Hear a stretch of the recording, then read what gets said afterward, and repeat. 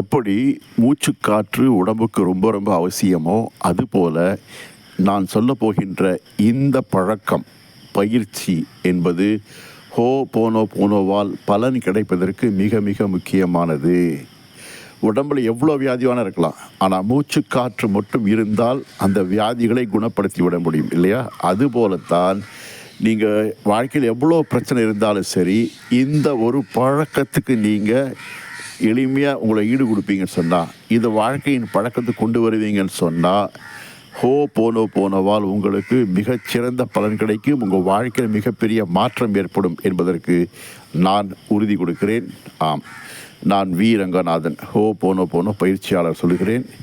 இதை நீங்கள் 21 நாள் கடைபிடித்தால் போதும். அதன் பிறகு உங்களுக்கு இந்த பழக்கம் என்பது வாழ்க்கையின் அங்கமாக மாறிவிடும். அதனால் வாழ்க்கையே மிகப்பெரிய மாற்றத்தை சந்திப்பீர்கள் என்பதற்கு நான் உறுதி கொடுக்கிறேன்.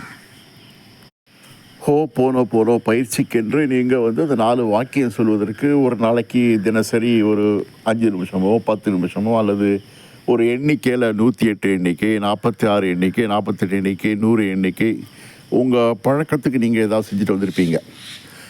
சில நாள் செஞ்சுருப்பீங்க, அப்புறம் மறந்துருப்பீங்க, விட்டுருப்பீங்க. இப்படி ஆயிருக்கும். போனோ பற்றி உங்களுக்கு தெரிஞ்சிருக்கும், ஆனால் அதை ப்ராக்டிஸ் பண்ணாதனால பலன் இல்லை அப்படின்னு நீங்களே உங்களை வந்துக்குவீங்க. அதன் பிறகு நம்முடைய வாழ்க்கை எப்படி இருக்குன்னு சொன்னால், நம்முடைய எண்ணங்கள் எல்லாம் நம்மையும் மீறி வந்து வந்து வந்து போகுது. நம்ம தலையில் ஒரு தாட் ஃபேக்ட்ரி இருக்குது. அந்த தொழிற்சாலையில் நம்மையும் அறியாமல் லட்சக்கணக்கான எண்ணங்கள் தினசரி உற்பத்தி ஆகிட்டே இருக்குது. வந்து வந்து வந்து வந்து வந்து போகும். வட்ட சிற்றலை போல். எப்படி கடலில் அலை ஒரு நாளைக்கு எவ்வளோ வருதுன்னு எண்ணவே முடியாது. வந்து வந்து வந்து போயிட்டே இருக்கும். அதுபோலத்தான் எண்ணங்கள் வந்து வந்து வந்து வந்து போகும். நம்மை மீறி வந்து வந்து போகும். கண் விழித்ததிலிருந்து கண் உறங்கும் வரை, மூடும் வரை எவ்வளோ எண்ணங்கள். சிலது ரொம்ப முக்கியமான எண்ணங்களாக இருக்கும், உணர்ச்சியோடு இருக்கும். சிலது வந்து வந்து போகும், அவ்வளோதான். ஃப்ளீட்டிங் தாட்ஸ், ஃப்ளீட்டிங் மொமெண்ட்ஸ் சொல்கிறோம் இல்லையா? அதுபோல் இந்த எண்ணங்கள் தான் நம் மனதை உருவாக்குகிறது. இந்த எண்ணங்கள் தான் நம்முடைய ஆளுமையை உருவாக்குகிறது. இந்த எண்ணங்கள் தான் நம்மை பலப்படுத்துகிறது அல்லது பலவீனப்படுத்துகிறது. இன்னும் சொல்லப்போனால் ஓவர் திங்கிங் அப்படின்னு இன்றைக்கி வார்த்தையை எல்லோருமே ரொம்ப ஈஸியாக சொல்லிட்டு வராங்க. ஓவர் திங்கிங்கிறது ஈஸியாக ஒரு சொல்லாடலாகி போச்சு. ஸ்ட்ரெஸ் என்பது எப்படி ஒரு ஈஸியான சொல்லாடலாக இருக்கும். எல்லோரும் சொல்கிறாங்க ஸ்ட்ரெஸ்ஸு டென்ஷன் அப்படின்னு. அதே மாதிரி ஓவர் திங்கிங் வந்துருச்சு. இந்த ஓவர் திங்கிங் ஏன் வருதுன்னு சொன்னால், அரைச்சமாகவே அரைக்கிறது தான் ஓவர் திங்கிங். வேலைக்கு ஆகாதுன்னு தெரியும், இருந்தாலும் மீண்டும் மீண்டும் மீண்டும் மீண்டும் அதையே போட்டு அரைச்சிட்டே இருக்கிறது, அதையே திங்க் பண்ணுறது. அந்த எப்படி தண்ணியில் சுழலில் மாட்டிக்கிறோமோ அதே மாதிரி சுழலில் மாட்டிக்கொள்வது தான், சிந்தனை சுழலில் மாட்டிக்கொள்வது தான் ஓவர் திங்கிங். இந்த ஓவர் திங்கிங் வந்தாலே அதன் தொடர்ச்சியாக எல்லா வியாதியும் வரும், எல்லா பிரச்சனையும் வரும், எல்லா சிக்கலும் வரும். ஸ்ட்ரெஸ்ஸு, டிப்ரெஷன், மாத்திரை என்று நம்மை இழுத்து விடும். அப்போது இந்த எண்ணங்கள் நம்மை மீறி வந்து கொண்டிருப்பதால் இதுக்கு ஒரு முட்டுக்கட்டை போடணும். நம்முடைய எண்ணத்தை ரெகுலேட் பண்ணணும், திங்கிங்கை ரெகுலேட் பண்ணணும். எந்த அளவுக்கு நம்ம திங்கிங்கை கம்மி பண்ணுறோமோ, எண்ண ஓட்டத்தை கம்மி பண்ணுறோமோ, அந்த அளவுக்கு மனதும் உடம்பு ஓய்வாக இருக்கும். அதாவது ஒரு எண்ணத்துக்கும் இன்னொரு எண்ணத்துக்கும் இடையே நீங்கள் இடைவெளி அதிகப்படுத்த உடம்பும் மனசும் ஓய்வாக இருக்கும். அதனால தான் காலையில் எழுந்ததும் பார்த்தீங்கன்னா பொதுவாக நமக்கு ரிலாக்ஸாக இருக்கும். ஏன்னு சொன்னால் எண்ணங்கள் அதிகம் உருவாகாத கால சூழ்நிலை. அப்போது ஒரு நாள் முழுக்க வருகின்ற எண்ணங்களில் ஒரு எண்ணத்துக்கும் இன்னொரு எண்ணத்துக்கும் இடைப்பட்ட அந்த இடைவேளை அதிகரிக்க உங்களுக்கு மனதும் உடம்பும் ஓய்வாக இருக்கும். மனசு புத்துணர்ச்சி பெறும், உடம்புக்கு ஒரு புத்துணர்ச்சி கிடைக்கும், புத்தாக்க சிந்தனை வரும். வாழ்க்கையில் எதையும் சந்திக்க முடியுங்கிற நம்பிக்கையும் பலமும் ஏற்படும்.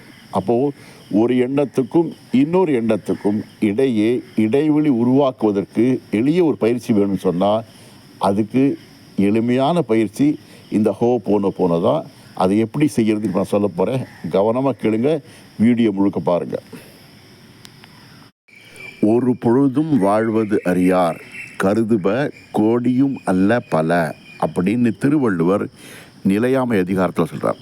ஒருத்தனுக்கு ஒரு நிமிஷம் கூட எப்படி வாழணும்னு தெரியாதான், ஆனால் அவன் மனசில் 1000 எண்ணம் வருதான். 1000 இல்லை, கோடி கோடி எண்ணங்கள் வந்து வந்து போகுது அப்படின்னு திருவள்ளுவர் சொல்கிறார்.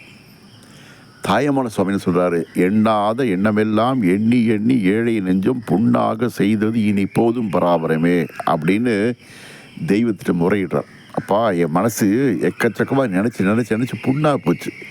இதெல்லாம் நினைக்கக்கூடாது, எல்லாம் நினைக்கிறேன். எண்ணாத எண்ணமெல்லாம், இதெல்லாம் நினைக்க வேண்டிய அவசியம் இல்லையோ அந்த மாதிரி எண்ணங்களை நினச்சி மனசு புண்ணாக போச்சு, எப்படியாவது என்னை காப்பாற்றுன்னு வேண்டார். அப்போ மனதின் இயல்பு என்னன்னு சொன்னால், நம்மையும் அறியாமல் எக்கச்சக்கமாக தாட்ஸ் வந்து போயிட்டே இருக்கும். இப்போது நீங்கள் என்ன செய்யணும்னு சொன்னால், ஒரு நாளைக்கு இந்த மாதிரி எண்ணங்கள் வருகின்ற பொழுது மாறி வரும். துக்க எண்ணம் வரும், வருத்த எண்ணம் வரும், வேதனை எண்ணம் வரும், கோப எண்ணம் வரும், பழி வாங்குகிற எண்ணம் வரும், சந்தோஷம் எண்ணம் வரும். இப்படி மாற்றி வருது இல்லையா, இன்பம் வந்து மாற்றி வருது இல்லையா. அப்போது எப்பப்பெல்லாம் உங்களுக்கு துக்க எண்ணம் வருதோ, அன்றைக்கி அது மாதிரி பண்ணாலாவன் அப்படி எண்ணம் வந்தால், அந்த சமயத்தில் ஐ am sorry, please forgive me அப்படின்னு சொல்லணும். எப்பெல்லாம் நெகட்டிவான திங்கிங் வருதோ, நெகட்டிவ் திங்கிங் வரும்போதெல்லாம் அப்போல்லாம் டக்குன்னு நீங்கள் ஒரு அவேர்னஸுக்கு வந்து, இது நெகட்டிவ் திங்கிங் இல்லை அப்படின்னு சொல்லிவிட்டு உடனே நீங்கள் மனசுக்குள்ளே ஐ am sorry, please forgive me, நான் வருந்துகிறேன், என்னை மன்னித்து விடுன்னு சொல்லணும்.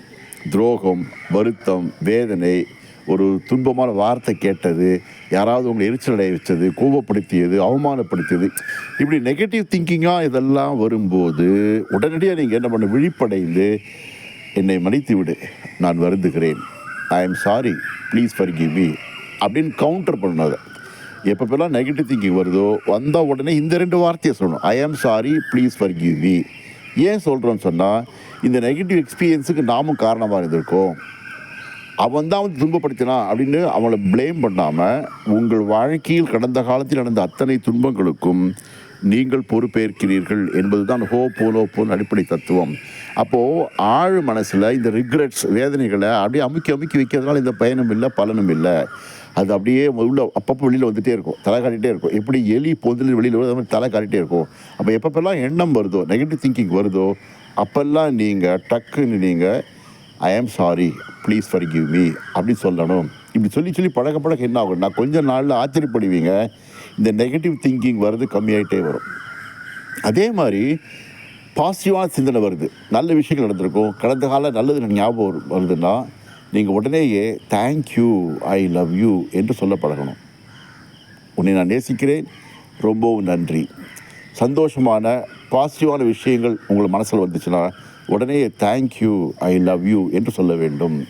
நெகட்டிவாக வந்துச்சுன்னா ஐ ஆம் சாரி, ப்ளீஸ் ஃபர்கிவ் மீன்னு சொல்லணும். பாசிட்டிவாக வந்த உடனே தேங்க்யூ, ஐ லவ் யூ என்று சொல்ல வேண்டும். இப்படி சொல்லி பழக என்ன ஆகும்னா, ஒரு 21 நாளைக்கு நீங்கள் விழிப்பு நிலையோட நெகட்டிவ் திங்கிங் வந்தால் ஐ ஆம் சாரி, ப்ளீஸ் ஃபர்கிவ் மீன்னு சொல்லணும். பாசிட்டிவான எண்ணங்கள் வருகின்ற போது தேங்க்யூ, ஐ லவ் யூ என்று சொல்ல வேண்டும்.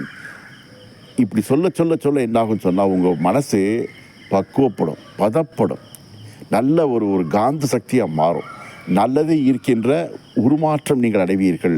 உங்கள் முகத்தில் ஒரு ஒளி தெரியும், தேஜஸ் தெரியும். உங்களை பார்த்து உங்கள்கிட்ட வந்து பேசுகிறவங்க சொல்லுவாங்க, பரவாயில்ல, உங்கள்கிட்ட ஒரு மேக்னெட்டிக் பர்சனாலிட்டி போல் இருக்குது, நீங்கள் உங்கள்கிட்ட பேசணும் போல் இருக்குது, உங்களை பார்த்தால ஒரு சந்தோஷம் வருதுன்னு சொல்லுவாங்க. நல்லது இருக்கின்ற காந்தமாக மாறுவீர்கள். கெட்டது உங்களை விட்டு விலகி ஓடும் என்பதை உணர்வீர்கள். ஏன்னா உங்களுடைய வைப்ரேஷன் மாறிடும். when your vibration changes, everything around you changes. வாழ்க்கை மாறுகிறது, உருமாறுகிறது. அப்போ மிக எளிமையான இந்த பயிற்சி, பாசிட்டிவாக இருந்தால் தேங்க்யூ, ஐ லவ் யூ, நன்றி, உன்னை நான் நேசிக்கிறேன்.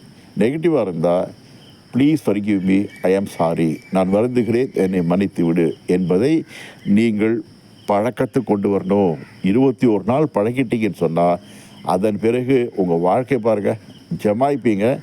அந்த மாதிரி நேரத்தில் உங்களுடைய பாசிட்டிவ் ரிசல்ட்டை எனக்கு கமெண்ட்டில் வந்து சொல்லுங்கள், எங்கிட்ட பகிர்ந்து கொள்ளுங்கள். வாழ்க்கை ஒளிர வேண்டும். வாழ்க வளத்துடன். சப்ஸ்கிரைப் பண்ணுங்கள், லைக் பண்ணுங்கள், ஷேர் பண்ணுங்கள், கமெண்ட்ஸ் பண்ணுங்கள். மறக்காமல் பக்கத்தில் இருக்கிற பெல் பட்டனையும் டிங்குன்னு தட்டி விடுங்க.